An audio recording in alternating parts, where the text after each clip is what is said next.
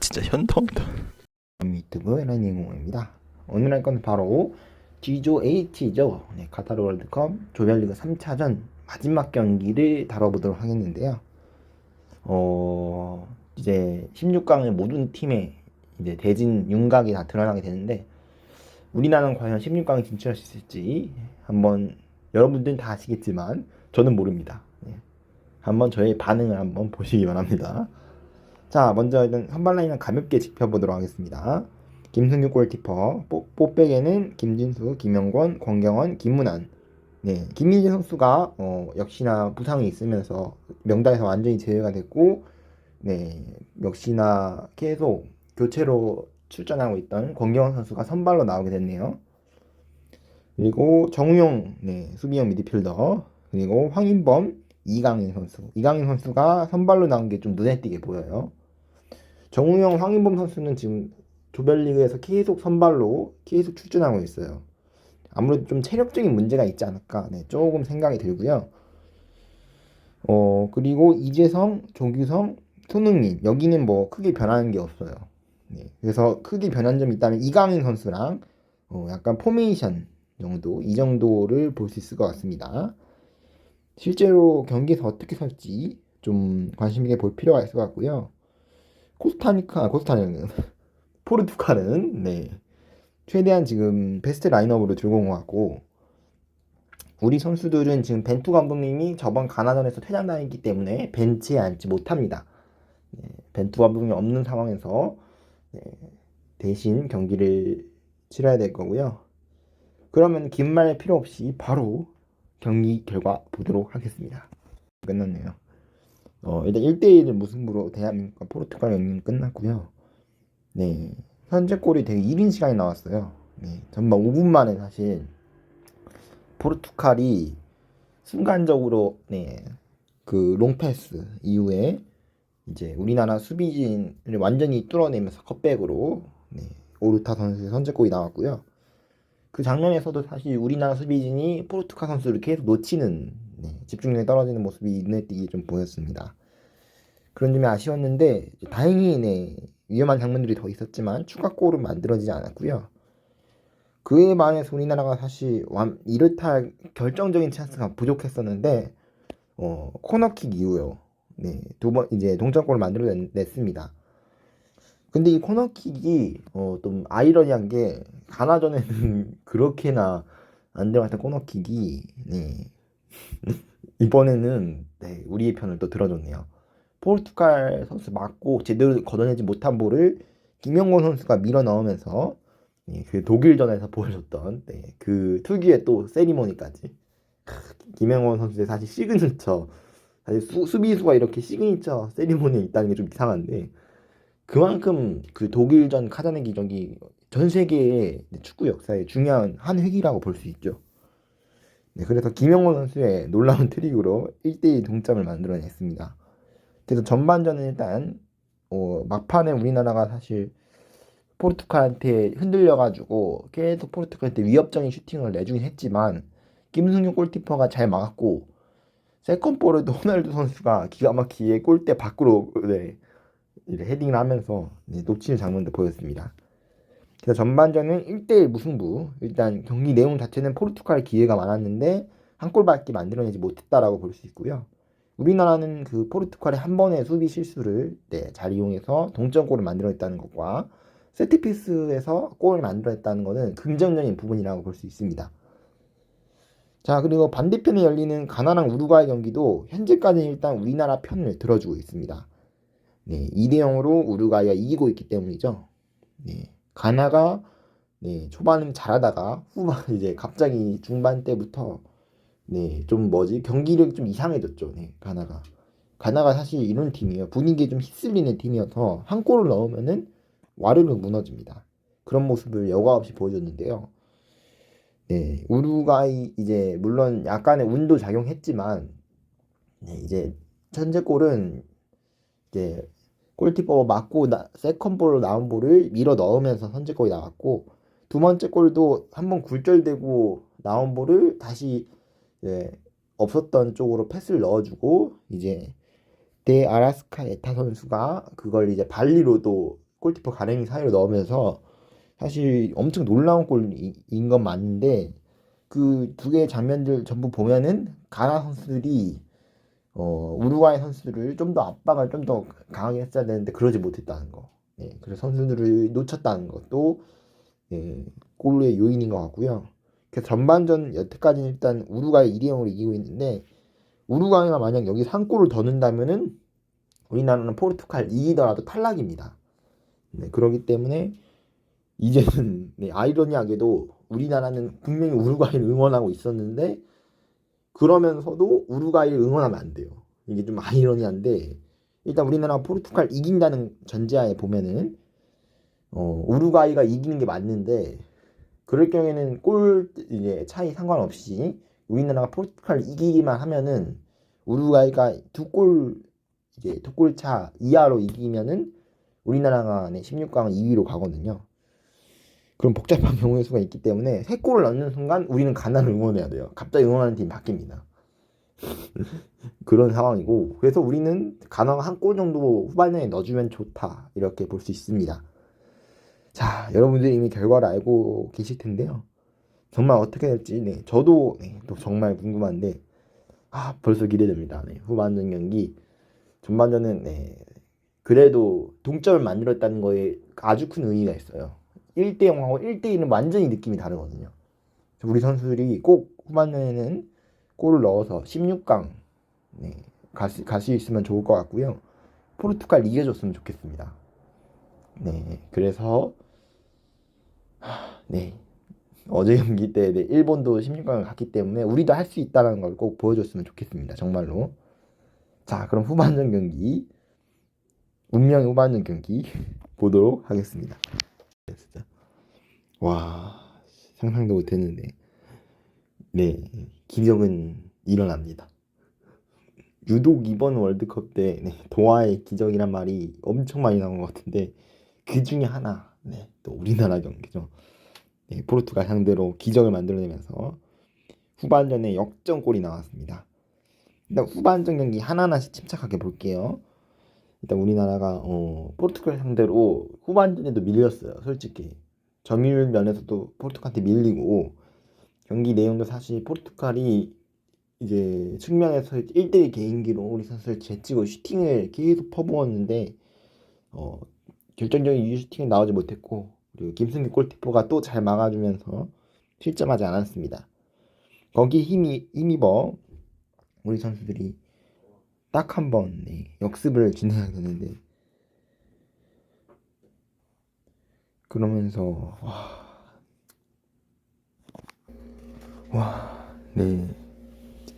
정말 엄청났죠. 한 방의 역습 그리고 손흥민 선수가 이렇게 길게 이어준 볼을 누구지? 황희찬 선수가 사실 앞에 손흥민 선수가 빠르게 달려갔을 때 앞에 우루과이 된다. 포르투갈 선수들이 4명이 있었어요. 근데 4명을 상대로 이렇게 그 수비 틈 딱 하나 있었는데 그 사이로 황희찬 선수한테 잘 찔러줬고요. 그 장면에서 좀 놀라웠던 점은 손흥민 선수가 사실 앞선 장면에서 그 장면에서 사실 손흥민 선수가 볼을 가질 때 본인이 직접 마무리하려는 그런 모습을 계속 보였어요. 우리나라 선수들이 사실 골을 못 넣었던 이유도 손흥민 선수한테 좀 미안하지만 사실 손흥민 선수가 슈팅을 때려야 하는 찬스에서 본인이 이제 막 해결하려는 그런 모습이 강해서 그런지 패스를 넣어줘야 되는데 본인이 무리하게 끌고 가서 수비 몇 명 달고 슈팅을 때리다 보니까 손흥민 선수 물론 대단한 선수지만 아무리 대단한 선수여도 4-5명씩을 앞에 두고 골을 넣기 힘들어요. 그렇기 때문에 역시나 그런 생각이 들었고 그래서 그런 모습으로 좀 아쉽다라는 생각이 들었는데 딱 한 번 그 손흥민 선수가 황희찬 선수한테 이제 밀어주면서 황희찬 선수가 깔끔하게 또 마무리했죠. 물론 황희찬 선수가 골 과정에서 이렇게 위의 옷을 벗으면서 경고 누적으로 퇴장당하긴 했지만 경고 누적으로 퇴장이 된다. 뭔 소리냐? 그 옐로 카드를 받긴 했지만 그래도 그만큼 기쁘다는 거죠. 선수들이 다 같이 달려와서 우리 서포터즈 석 앞에서 그 표하는 그 모습은 정말 인상 깊은 장면이 아닐까 생각이 들고요. 정말 기적입니다. 기적이라고밖에 설명할 수밖에 없어요. 자, 그리고 포르투갈도 뭐 기분이 좀 찝찝하긴 하죠. 자기보다 하위 팀한테 이번 대회 첫 패배를 했기 때문에 좀 찝찝하겠지만 그래도 두 팀이 나름대로 손 잡고 16강을 나란히 갔기 때문에 제 생각에는 그래도 긍정적으로 해석할 수 있지 않을까 좀 생각이 들고요. 또 벤투 감독님이 본인 조국인 포르투갈과 함께 16강을 갔기 때문에 더 의미가 있습니다. 그리고 하나 더 얘기하자면은 2010년 남아공 월드컵 이후로 12년 만에 또 월드컵 토너먼트 16강을 갔기 때문에 32개국 체제에서는 16강이 이렇게 해서 진행이 될 텐데 마지막 상황에서 앞으로 뭐 어떻게 될지 모르겠지만 32개국 마지막 대회에서 또 이런 모습을 보여줬다는 거는 앞으로의 대회가 좀 더 기대가 되는 상황이고요. 아이러니하게도 사실 우리나라가 16강 진출할 확률은 아시아 국가들 안에서 제일 빡셌어요.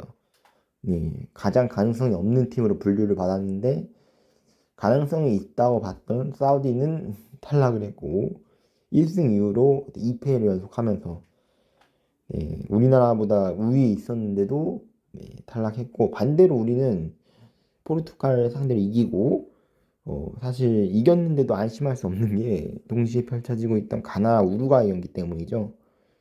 사실 경기는 정리를 하자면 이 경기가 누가 실수를 더 많이 하나 양 팀 다 실수가 엄청 많았어요. 패스미스가 잦고 후반 막판에는 양 팀 다 체력적으로 딸려서 그런지 막으려고 하지도 않았어요. 양 팀 선수들이 지쳐가지고 공격을 우루과이 선수들이 힘을 억지로 짜내서 하고는 있는데 가나가 그걸 힘들게 막아내는 듯한 경기 진행 속도는 좀 이렇게 엎치락 뒤치락 뭐 이런 식으로 경기를 진행하기다 보다는 후반 막판에는 약간 선수들이 좀 퍼져 있는 듯한 좀 그런 모습이 보였고요. 그럼에도 불구하고 사실 가나가 우루과이한테 너무 골을 쉽게 뺏기면서 위험한 찬스들이 몇 번 있었어요. 역습 상황에서 우루과이가 엄청난 슈팅을 때렸는데 아티직이 가나 골키퍼죠. 진짜 KBS 원 코멘트가 기억이 나는데 가나 골키퍼 아티지 골키퍼 세계 최고의 골키퍼입니다. 이렇게 얘기를 할 정도로 엄청난 거죠. 그만큼 가나의 골키퍼 덕분에 우리가 16강에 갈 수 있었다. 솔직히 아티지 골키퍼 많이 원망했습니다. 2차전까지는 우리가 무승부 내지 역전까지 할 수 있는 골들을 다 막아냈기 때문에 상당히 아쉬웠죠. 사실 가나 경기가 2차전까지 그랬었는데 3차전에도 이렇게 가나가 고마울 수가 있나 그런 경기였고 자 물론 가나는 경기를 졌습니다. 경기 내용도 우루과이가 더 가나보다 좀 더 좋았고요.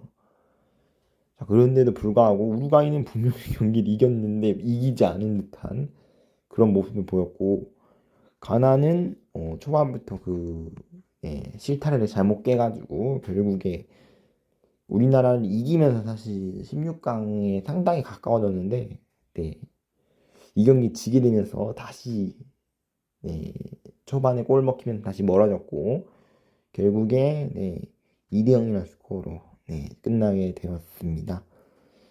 참으로 슬프지 않을 수가 없는데 이렇게 생각하면은 정말 기적이죠. 다시 말해도 일어나면 안 되는 일은 아닌데 뭔가 좀 신기하네요. 느낌이 새롭고 어제 일본하고 그 스페인 경기도 2대1로 일본이 이겼는데 아무래도 좀 이런 느낌에 가깝지 않았을까 좀 생각이 듭니다.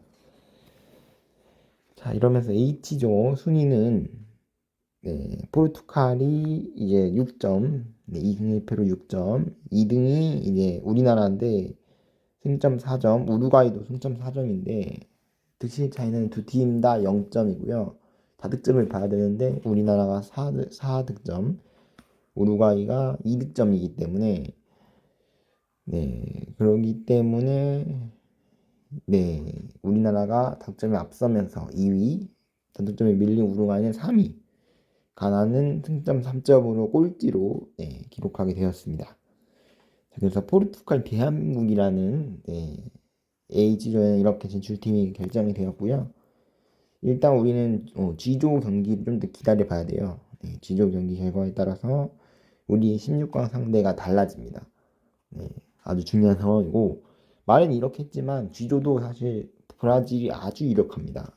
브라질 2승을 따낸 상태에서 현재 실점 없이 무실점을 거두고 있고, 물론 득점은 3득점밖에 안 나오긴 했지만 사실 브라질이 보여준 경기력을 보여주면은 우리나라가 이 팀을 만약 G조 1위로가 브라질이 되면서 이 팀을 16강에 만나게 된다면은 어려운 경기가 될 거다라는 좀 생각이 들고요. 브라질은 또 포르투갈과 비슷한 면도 있지만 두 팀 다 개인 기량이 엄청 뛰어난 선수들이 많은데 그럼에도 불구하고 다른 점이 있어요. 브라질은 아무래도 피파 랭킹도 그렇고 포르투갈보다 더 위에 있을 거예요. 그래서 이 팀을 상대로 만약에 16강에서 붙게 된다면은 과연 어떻게 할 수 있을지 뭐 아직까지는 확정이 아니기 때문에 브라질이 카메룬한테 지고 스위스가 세르비아를 이기면은 득실차에 따라서 브라질이 밀릴 수 있어요. 2위로. 이런 경우가 아닌 이상은 그럴 경우에는 우리 스위스랑 붙게 되죠. 그래서 우리 상대는 스위스 아니면 브라질입니다. 이 두 팀 중 한 팀밖에 될 수 없어요. 승점 자체가 그렇게 될 수밖에 없기 때문에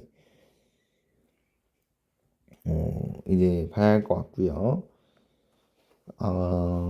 어느 팀이 되든 간에 일단 오늘까지는 선수들이 카타르 현지 시간 기준으로요. 오늘이란 거는 카타르 현지 시간 기준으로 오늘까지는 또 재밌게 16강 진출에 대해서 즐기시고 내일부터는 또 16강전 경기 결과가 나올 거예요. 그 결과에 따라서 상대팀 분석하는데 좀 치중을 두어야 할 것 같습니다. 자, 베투 감독님이 퇴장당하면서 관중석에서 경기 지켜봤었는데 골 들어간 장면마다 베투 감독님이 흥분하는 모습을 계속 중계하면서 비추어줬고요. 마지막에는 이제 직접 내려와가지고 이제 세르지오 코치랑 수석 코치랑 이렇게 서로 포옹하는 모습도 화면에 잡히게 되었습니다. 그런 장면도 좀 새로운 장면인 것 같아요. 자, 나머지 G조 경기는 일단 이어서 보도록 하겠습니다.